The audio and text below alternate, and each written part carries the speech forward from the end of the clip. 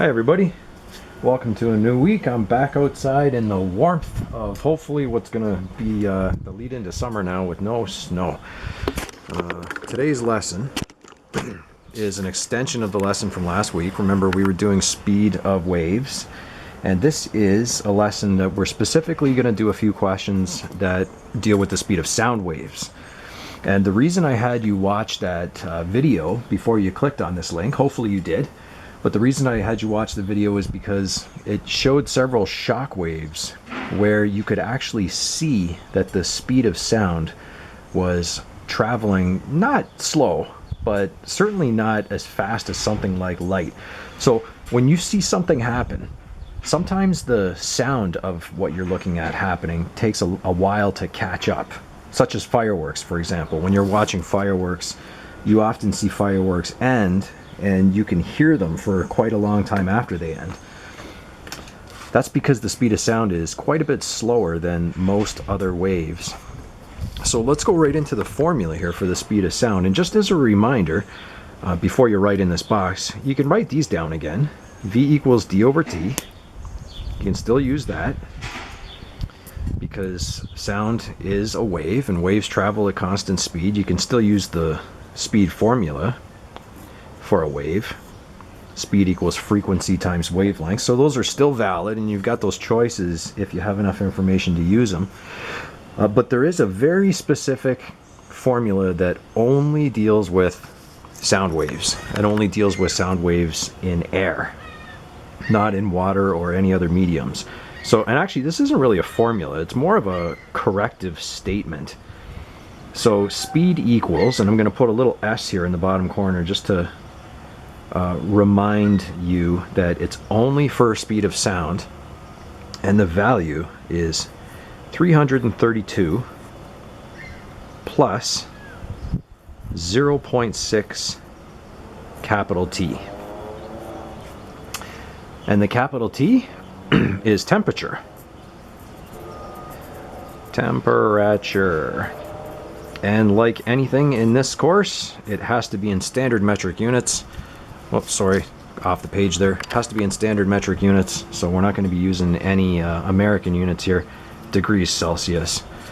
So this is something that you've probably noticed before in real life and just never really thought about it too much, that speed of sound definitely does have a temperature dependency. On a nice hot summer day, sound actually does travel faster, and because it travels faster, it even travels further. On a nice cold winter day where you go outside and you think, God, the world sounds so quiet, this is one of the reasons why. A lower temperature, you're going to have a lower speed of sound. It might not go as far, and in the wintertime you've also got the fluffiness of snow that kind of dampens the sound anyway. There's one problem with this right here, and you can make a note to yourself off in the margin. This is one of the only repeat variables that we have in grade 11 physics. We've already used capital T for period, and the worst part about this being the only repeat variable is we just used it last week. So now you run into a problem where you have capital T being used twice in one course, and it's within the same unit of the course. So you really have to watch your formulas and watch what you're doing so that you don't use a period substituted in for this capital T in some questions where you might have temperature and period in the same question. So it just takes practice and takes a little bit of common sense. Okay, this first example here is going to explain a little bit what you were seeing in the videos before you watched this one. Let's look at the two most extreme temperatures that have been recorded in Ontario. And actually they were both only a year apart, the hottest and the coldest. So the record for Ontario, the hottest temperature was in Fort Frances, Ontario, 42 degrees Celsius. That's incredible. When I saw that, I couldn't believe it. I never knew that it ever got that hot in Ontario. And the coldest in 1935, this one is absolutely mind-blowing. I mean, seriously, I thought that was Antarctica. Negative 58 degrees Celsius. Absolutely incredible. So anyway, what we're going to do here is we're going to record how fast sound would travel in these two places on these 2 days. Let's start with Fort Frances. So the speed of sound in Fort Frances, the hottest temperature, 332 plus 0.6 T. And this is the general formula for this. So you have to write that every time, even though the very next line is really just inserting in a temperature. But as usual, everything in this course should be 3 steps. So please try, well, don't try, please make sure that you're doing this, writing a formula, subs, and then your final answer. And just make sure you do the bed mass right here. So you get a final answer of 357.2 meters per second. Hopefully you can see that I didn't go in very close. Let's do the same calculation, but let's do it for Iroquois Falls. And yes, you can use negatives in this formula, the same as you can use negatives and positives in any formula. So, the speed of sound in Iroquois Falls, 1935, 332 plus 0.6 T. We'll stick in that temperature in degrees Celsius, and don't forget the negative, because that's going to make a difference. Negative 58 degrees Celsius. And that's going to adjust that and give you a totally different speed of sound. So let's see what we get here. We get 297.2 meters per second. Okay, and those two numbers there, those are the absolute extremes for Ontario that have ever been recorded. So this is the range of sound that you're probably going to experience. I know obviously you can travel other places than Ontario, but you're not going to go to the Antarctic continent where it might get slower than this. And the maximum temperature in the United States will exceed this, because Death Valley, California is the hottest temperature recorded, I think, anywhere in the world, actually. But anyway, for our purposes, this is the range of sound that you're looking at here.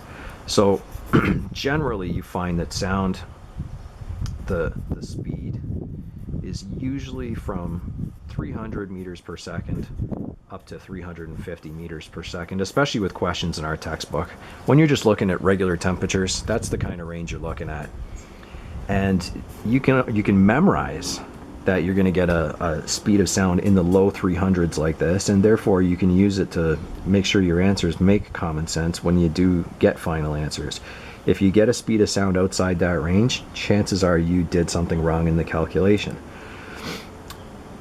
The reason why the video that you watched before this showed sound waves traveling slower towards the camera is because, in comparison, the speed of light is, okay, so, here, let me write this.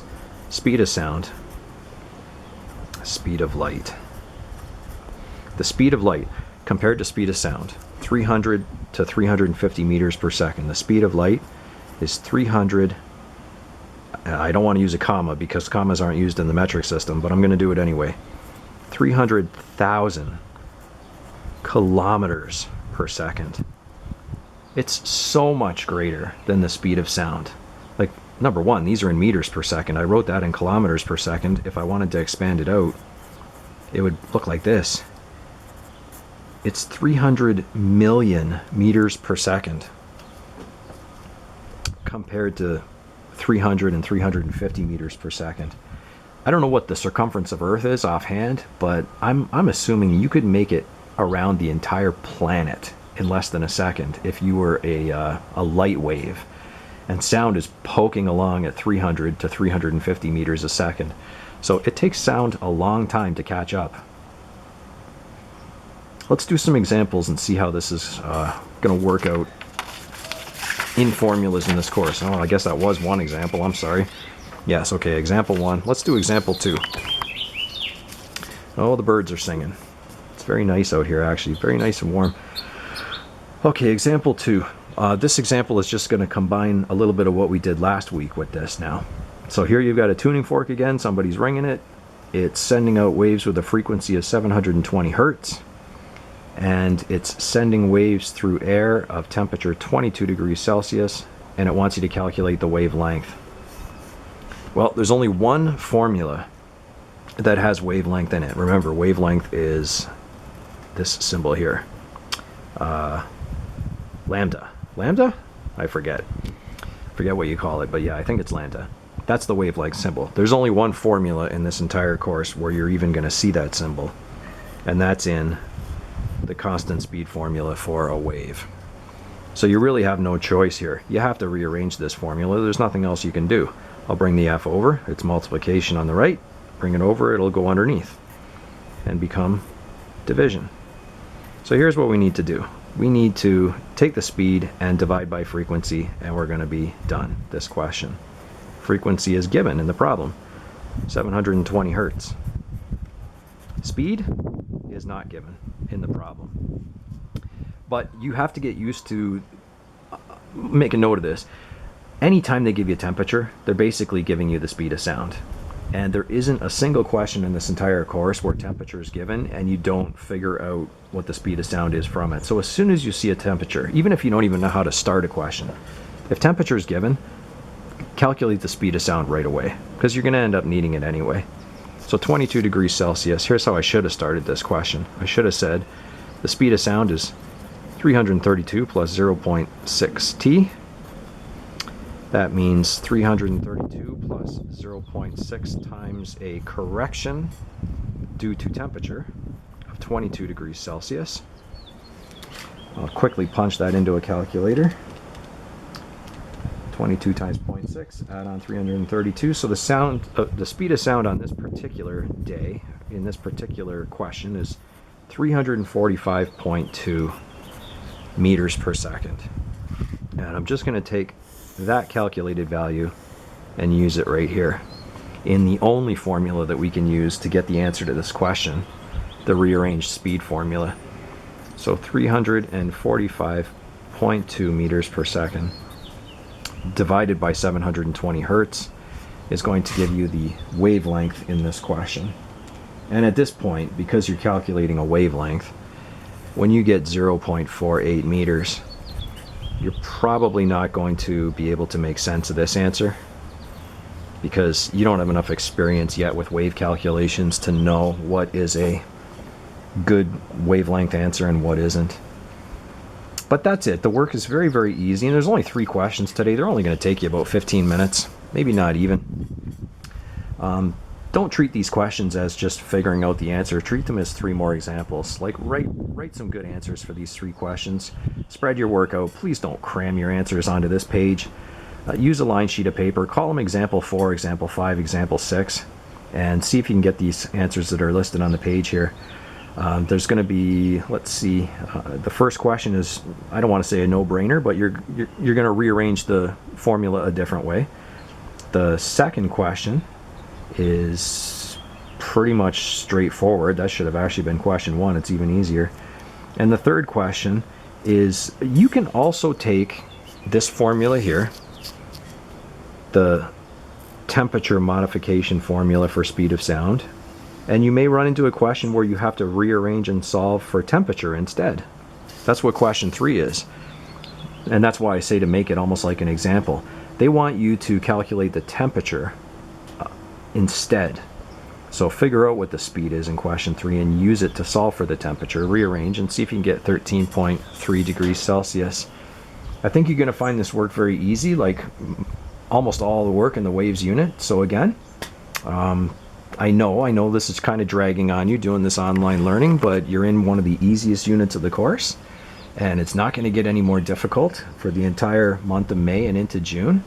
And like I said, you're not just doing frivolous work to stay busy during the break. You're actually doing the grade 11 credit, and you're going to finish the grade 11 credit. The only difference is there's not going to be a final exam.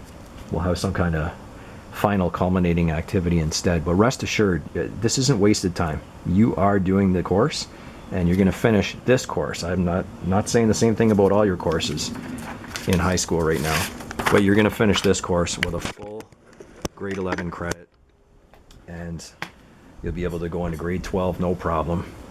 Okay, I'll post solutions to these answers in a little bit, and let's see, today is Tuesday. Well, it's a shortened week, so we're going to have another lesson tomorrow, a short one as well, but I'll get these answers up first.